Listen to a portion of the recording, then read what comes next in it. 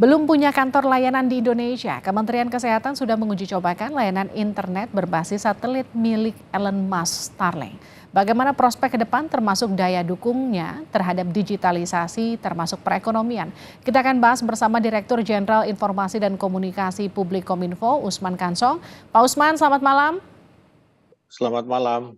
Kita juga akan sapa Pratama Persada, Direktur Komunikasi dan Informasi Sistem Security Research Center atau CISREC. Selamat malam, Mas Pratama. Selamat malam Mbak Livi, Pak Saya Dirjen. ke Pak Usman dulu ya, Malam, Mas Pratama ya. Iya. Pak Usman, Ya, izinnya sudah dikantongi, tapi kan masih belum ada kantornya di Indonesia Starlink ini. Jadi aturannya memang seperti apa nanti ke depan? Iya, jadi kita memang mendorong Starlink untuk 3 hal ya. Itu sudah dikatakan Menkominfo juga kemarin atau 2 hari lalu juga begitu. Jadi yang pertama dia harus punya NOC, ya Network Operation Center di Indonesia. Yang kemudian yang kedua dia juga harus memiliki semacam layanan pelanggan ya di Indonesia juga, supaya kalau ada komplain-komplain ya bisa cepat ditangani oleh Starlink begitu. Nah, NOC ini kepentingannya juga untuk perlindungan data, ya kemudian juga kontrol pemerintah ya terhadap Starlink sendiri. Nah, yang ketiga terkait dengan peraturan perpajakan ya. Jadi dia harus comply terhadap peraturan perpajakan kita. Pak Usman, belum punya kantor di Indonesia, artinya kan kalau bicara soal perlindungan data itu kan masih sangat beresiko ya. Kayak Pak Menteri aja mengatakan ada resiko data kita diambil, tapi ini udah diuji coba kan ke puskesmas, data-data kesehatan kita bisa saja dong Pak bocor. Iya, itu kita kan sudah punya undang-undang PDP ya. Ya, undang-undang PDP yang wajib melindungi data pribadi, yang termasuk kategori data pribadi, dalam hal ini juga rekam medik adalah data pribadi, itu ya Starlink. Ya kita awasi saja Starlinknya dalam mengawasi perlindungan data itu seperti apa. Saya ke Mas Pratama dulu ya. Mas Pratama, kalau dari sisi resiko sejauh mana sampai NOC atau pusat operasi jaringan ini kemudian dibuka di Indonesia kantor perwakilannya, sejauh mana keamanan ini bisa dijamin?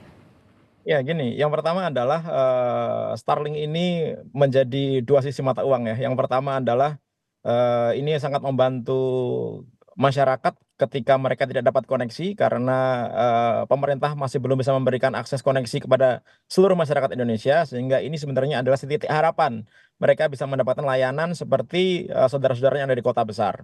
Tetapi di sisi lain adalah ketika si Starlink ini dia beroperasi di Indonesia gitu, yang tadi Pak Dirjen bilang butuh NOC, yang sebenarnya mereka nggak butuh NOC. Kenapa nggak butuh NOC? Sebenarnya mereka sudah kerjasama nih dengan Telkomsat gitu, bahwa nanti Telkomsat menyediakan NOC-nya, kemudian corporate atau orang yang mau memakai layanan Starlink ini mereka akan menggunakan layanan dari Telkomsat, termasuk juga antenanya dan lain-lain. Tetapi kenyataannya enggak. Ternyata kenyataannya adalah orang bisa beli antena sendiri di marketplace gitu, baik di dalam negeri ataupun di luar negeri.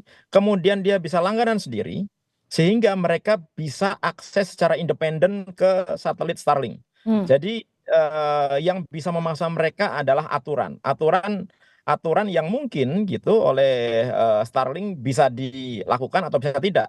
Sebenarnya tadi kalau dibilang dia punya perusahaan nggak sih di Indonesia? Mereka punya perusahaan di Indonesia gitu. Namanya PT Starlink apa ya? Sebentar. Starlink Service Indonesia. Ya, PT Starlink Service Indonesia. Tapi nggak ada satupun pegawainya itu yang orang Indonesia gitu, ya kan? Nah ini benar Kominfo bahwa harus menuntut mereka untuk membuat kantor di Indonesia, bukan hanya kantor representatif, tapi kantor perwakilan mereka di Indonesia. Kemudian mereka harus taat dengan aturan Indonesia. Kenapa? Karena ada hal-hal gitu, terutama ketika bidang penegakan hukum, kemudian intelijen dan lain-lain begitu. Dengan adanya Starlink ini, ketika orang bisa berkomunikasi langsung dengan satelit, itu jadi akan susah gitu. Ketika ada jaringan teroris, jaringan radikal berkomunikasi dengan Starlink ini, nggak bisa tuh dimonitor tuh gitu. Karena kita masih belum punya akses terhadap sistem yang dimiliki oleh si Elon Musk ini. Nah, oleh karena itu kita harus mampu memaksa Elon Musk ini untuk memberikan akses nih, terutama ketika terjadi misalkan pelanggaran hukum yang menggunakan akses satelit Starlink itu bisa dibantu gitu untuk sharing informasi ke pemerintah kita. Kemudian berikutnya aspek bisnis. Kita tahu Starlink saat ini memberikan akses yang cukup besar, 700.000 per bulan dengan speed 300 Mbps gitu, dan itu sudah mulai mengalahkan provider-provider yang ada di Indonesia. Kedepannya si Starlink ini dia akan mereduce harganya. Begitu usernya banyak, dia akan mereduce harganya sampai 400.000, sampai 300.000, bahkan mungkin sampai di bawah 100.000 nanti.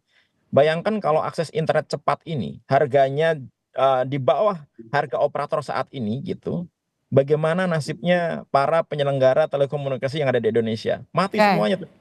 Telkomsel, Indosat, XL itu bisa mati semua. Nah, oleh karena itu perlu dicari mekanisme bagaimana supaya kerjasama si Starlink ini dengan perusahaan lokal tidak mematikan usaha yang ada di Indonesia gitu. Oke, Kemudian jadi berikut kedaulatan, masalah kedaulatan. Nah, kita nggak punya akses sama sekali itu terhadap sistem Starlink. Dan di Indonesia kita belum siap untuk membuat Starlink ini nurut sama kita, sehingga agak disayangkan sebenarnya gitu. Starlink ini sudah diresmikan ketika perangkat-perangkat hukum yang harusnya bisa mengikat mereka itu belum established gitu. Sehingga kalau sekarang ini layanan Starlink digunakan oleh orang, kita nggak bisa melakukan apa-apa gitu. Kita nggak bisa memberikan pidana, kita nggak bisa memberikan akses ilegal dan lain-lain. Dan juga nanti ini akan dipakai terutama di saudara-saudara kita yang tidak terjangkau internet di wilayahnya gitu, menjadi sarana utamanya. Tadi ketika diresmikan oleh Pak Menteri Kesehatan untuk kesehatan gitu, sektor kesehatan, wah ini bagus sekali nih gitu, oke lah gitu ya. Tetapi nanti akan ada hal-hal yang berkaitan dengan pelanggaran hukum dan lain-lain begitu ketika dimanfaatkan secara tidak benar oleh aktor-aktor kriminal di Indonesia. Nah itu harus ada mekanismenya tuh bagaimana oke. sih ini mau share informasi terhadap aparat penegak hukum dan intelijen di Indonesia gitu Mbak. Jadi mekanisme pencegahan yang juga harus diperhatikan. Tadi ada 2 catatan dari Mas Pratama, salah satunya ini soal aspek sharing informasi dan juga kedaulatan kita nanti akan seperti apa ke depannya Pak Usman, sudah dipersiapkankah? Iya, kita kan seperti saya sampaikan tadi, Mas Pratama juga sampaikan bahwa regulasi kita sudah punya regulasi. Termasuk misalnya ketika Starlink kita wajibkan untuk berbadan hukum Indonesia, ya berbadan hukum Indonesia itu hanya salah satu, dan dia memilih berbadan hukum Indonesia. Ya sebelumnya dia sudah bekerja sama dengan Telkomsat, ya artinya boleh dia beroperasi di Indonesia tetapi harus bekerja sama dengan operator dalam negeri. Yang ketiga dia bisa saja mengakuisisi perusahaan Indonesia.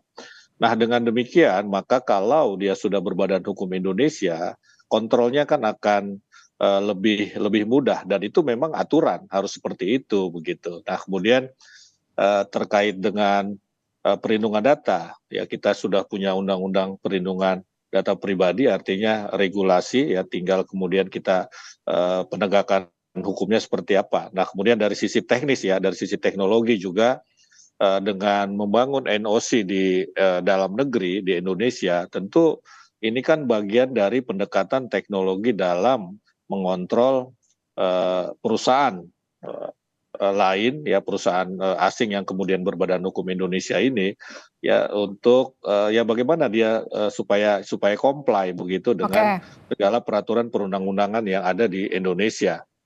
Pak Usman, kalau Starlink sekarang sudah mulai operasi, sudah mulai digunakan di puskesmas terluar, khususnya, artinya kan kita berkejaran dengan waktu. Kapan kemudian target dari pemerintah untuk Starlink dipaksakan dalam kata tanda kutip untuk membuat kantor perwakilannya atau NOC di Indonesia? Itu sudah ada belum pembicaraan sampai ke sana?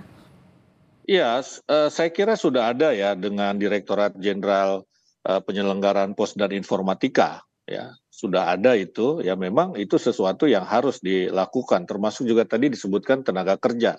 Ya ini kan masih berproses juga ya semua ya, masih berproses. Kemudian juga yang kemarin terjadi di Bali ini kan ya bisa dibilang uji coba begitu ya, tidak langsung 700 puskesmas kemudian terjangkau internet ya, ada proses dan selama proses itu kan bisa kita lakukan secara paralel dengan kewajiban-kewajiban Starlink untuk lainnya begitu. Oke, Pak Usman, tadi catatan Mas Pratama selain ada aspek keamanan yang juga harus diperhatikan, ada juga aspek bisnis soal ancaman pengelola sektor telekomunikasi yang juga ikut nanti ke depannya akan terancam ketika Starlink ini makin banyak usernya di Indonesia. Apa antisipasi dari Kominfo soal itu?